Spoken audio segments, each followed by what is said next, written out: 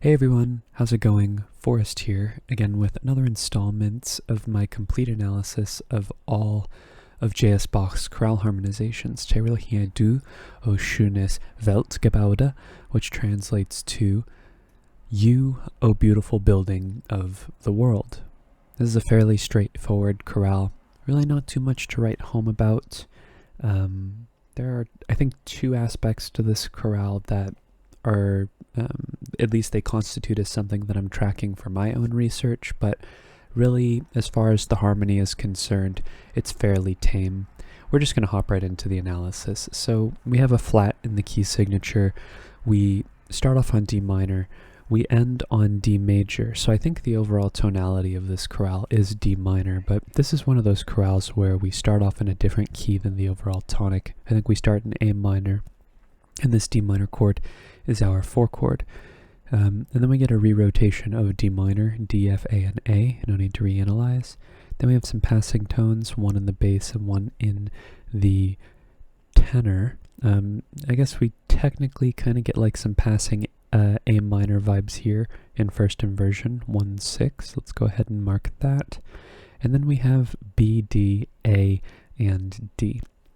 We have an interesting chord here. I think there is an argument to be made for the fact that this is in fact a root position 2-7 chord, but the real problem with me marking this as a 2-7 chord is because of the fact that what makes a 2 chord in a minor key is typically the fact that it has, it's a diminished fifth on the outside of the chord. Typically 2 is a diminished triad, but there's no fifth in this chord. So when you have a diminished triad being implied without the fifth, typically something different is happening. And if you look beyond the context of the 2 chord as to what else could be happening, I look to the alto and see that maybe there's a 7-6 suspension happening. So I actually have this analyzed as 7-6. The D is a chord tone, this D is a chord tone, this B is a chord tone, and then after this passing tone here in the tenor we have B, G sharp, D, and B, which is the resolution of that suspension. We just get some movement in the inner voices, but the outer voices stay static. And we have these interesting passing A's here. The G sharp goes up to A, which will pass to B. The A passes down to G sharp. So basically some vocal rotation between the bass and the alto. They get each other's pitches over the course of a beat.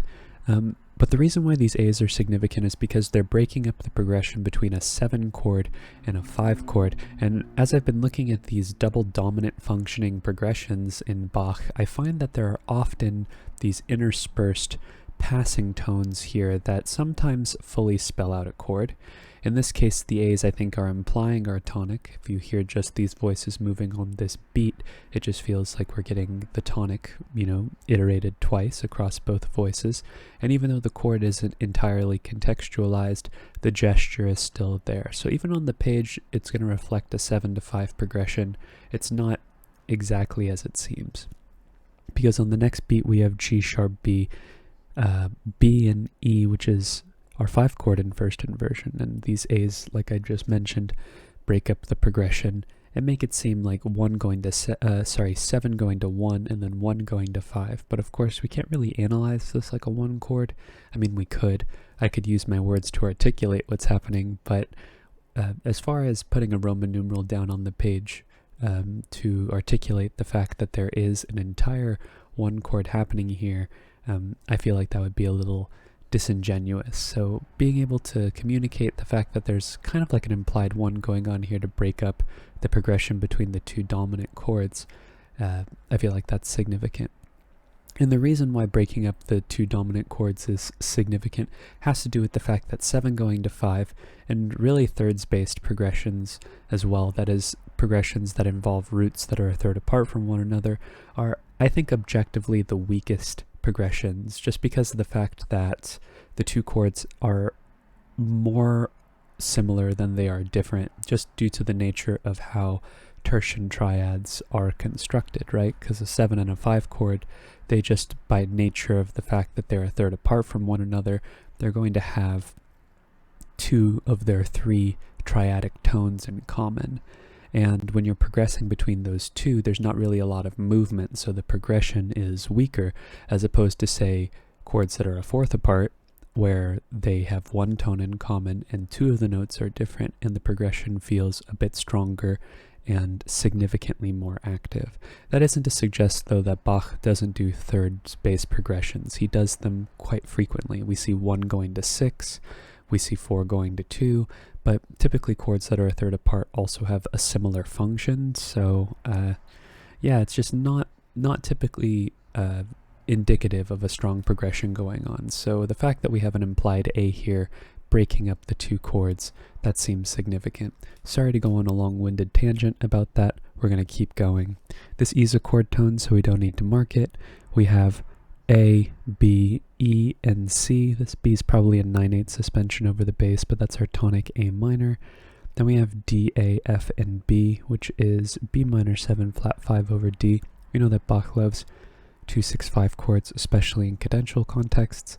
And then we have E, G sharp, E, and B, which is our 5 chord, E major, passing 7th in the alto. And then we cadence not on A minor, but A major. This is a device that Bach uses to transition from the key of the minor dominant to the key of the tonic, which is D minor.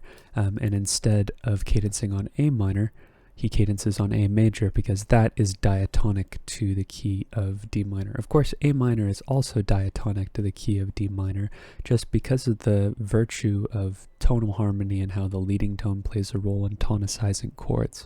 We typically see a major 5 chord rather than a minor 5 chord. We see both, but major 5 chords outnumber minor 5 chords by a lot, like a lot. It's typically an anomaly when we see a minor dominant chord, as opposed to major dominant chords, where that's sort of where they get their name from. The dominant is largely has its character of wanting to resolve to its tonic or to a tonic functioning chord because of its quality and the presence of the leading tone, which impacts its quality. So this is a perfect authentic cadence, but it's kind of like a glorified half cadence because we're cadencing really on the dominant of D minor, because 1 in the key of A minor, or major 1, is also 5 in the key of D minor.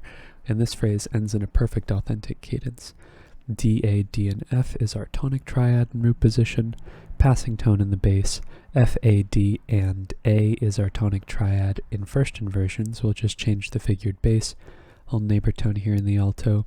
B natural, D, D, and G. This is a harmonization of the melodic minor scale, right? B natural, C sharp, and D. We're still in D minor. We're not in like D major or anything, but if we just took this fragment here, maybe you would think we were in the key of D major because there are no Fs to break the, or I guess no, there's an F right here, so we would know we were in the key of D minor, but in the bass, if we just looked at that, we wouldn't know if we were in D major or D minor. But this is a 4 chord G major in first inversion. We have some non-chord tones here in the lower 3 voices, C sharp, A, E, and G. It's A7 over C sharp, which is 5-6-5, D, A, E, and F, typical Bach to have a 9/8 suspension over a D minor chord. This is our tonic triad in root position. G, B flat, D, and E. Another 2-6-5 chord, E minor 7 flat 5 over G, which is, like I just mentioned, 2-6-5, and we know that Bach loves 2-6-5 chords, especially in first inversion, or of course all 2-6-5 chords are in first inversion. He likes them in cadential contexts. We then have A, C sharp, and E, which is our 5 chord. This G is a little delayed passing 7th, this D is an anticipation, and then we cadence on D minor, D, F, A, and D, which is our tonic triad in root position. Moving on to our next phrase, we have a perfect authentic cadence in the key of F major, and I think we modulate straight away. This D minor chord is our tonic in the key of D minor, but it's also our 6th chord in the key of F. We then have C, C, E, and G, which is our 5 chord, C major, passing 7th in the bass. A, C, F, and A is our tonic triad, F major in first inversion. Another passing tone in the bass, and then we get F major in root position, so we'll just change the figured bass there as opposed to reiterating the Roman numeral. Passing 7th in the bass, and then we have B flat, D, F, and B flat, sorry, this is D, D, F, and B flat, which is B flat major over D, that's 4/6.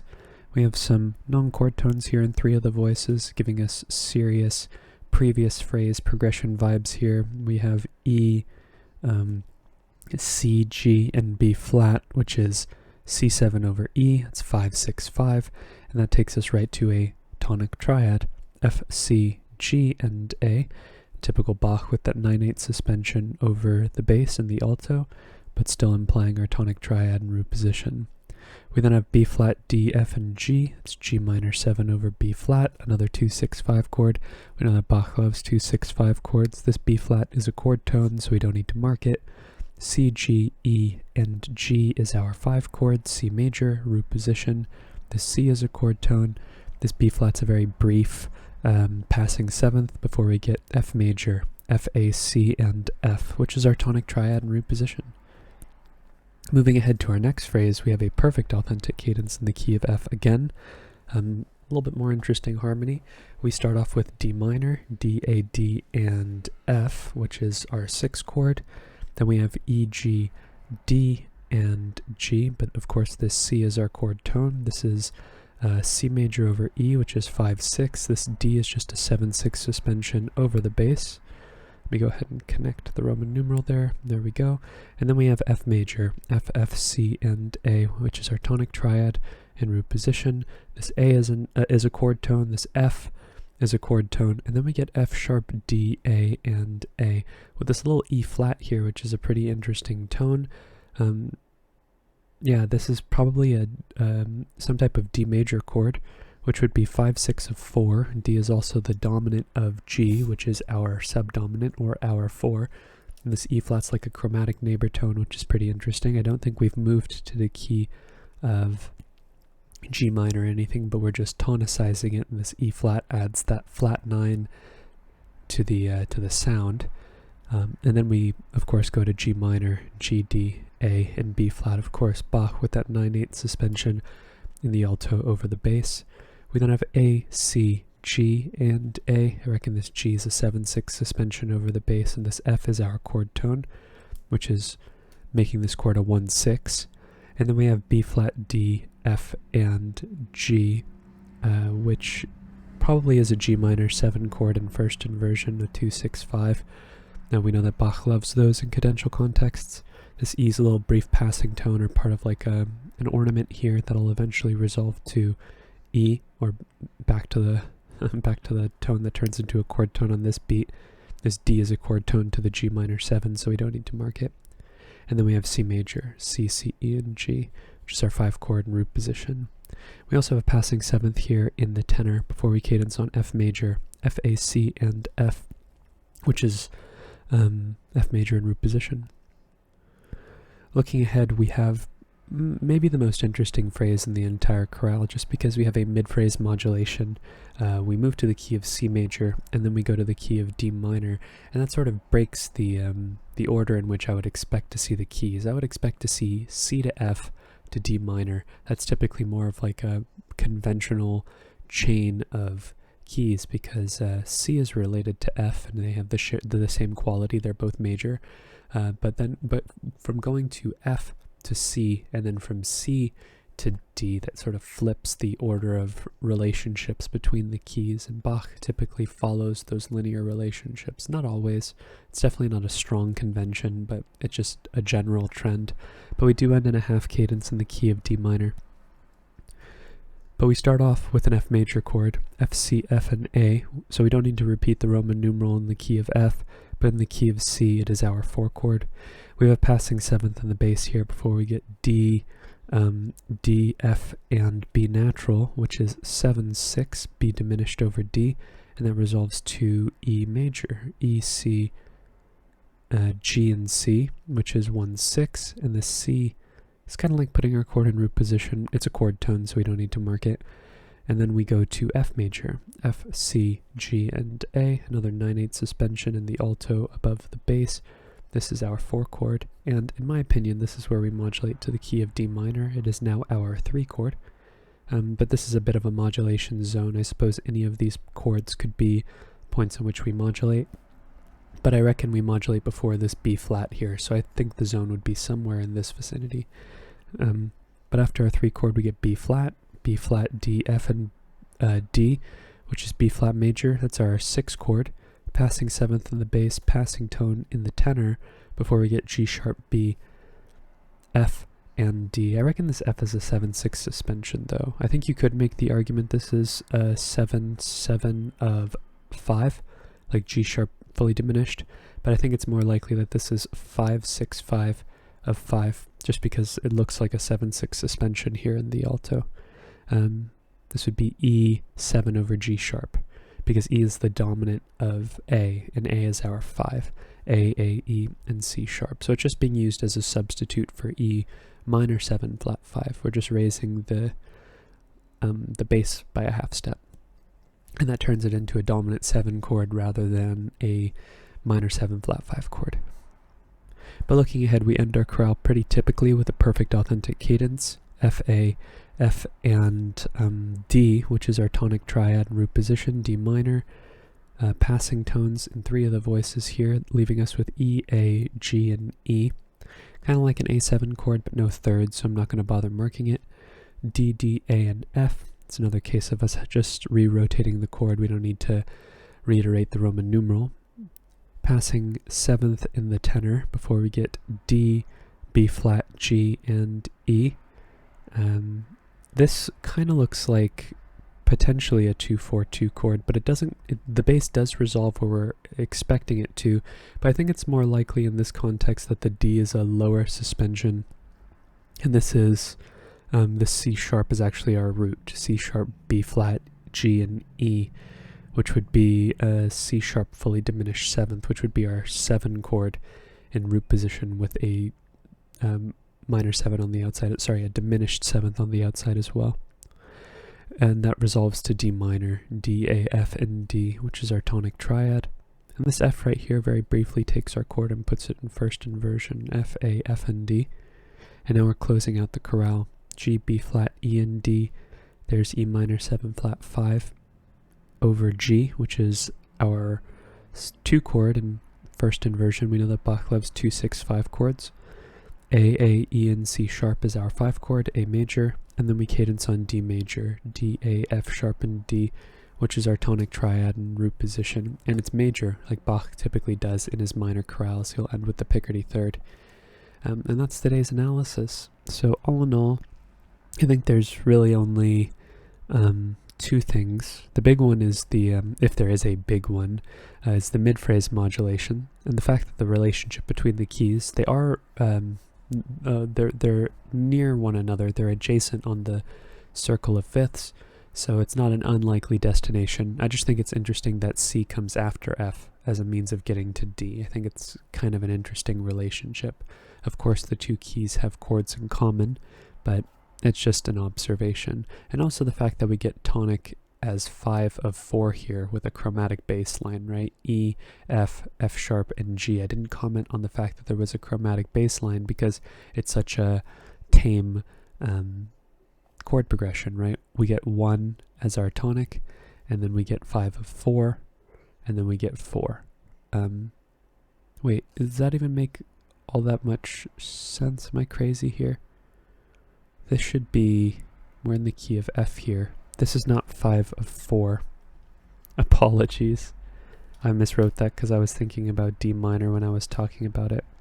That's 5 of 2. Go ahead and strike what I just said from the record. This is 5 of 2. So if you're already angrily writing a comment about this, no, this is 5 of 2.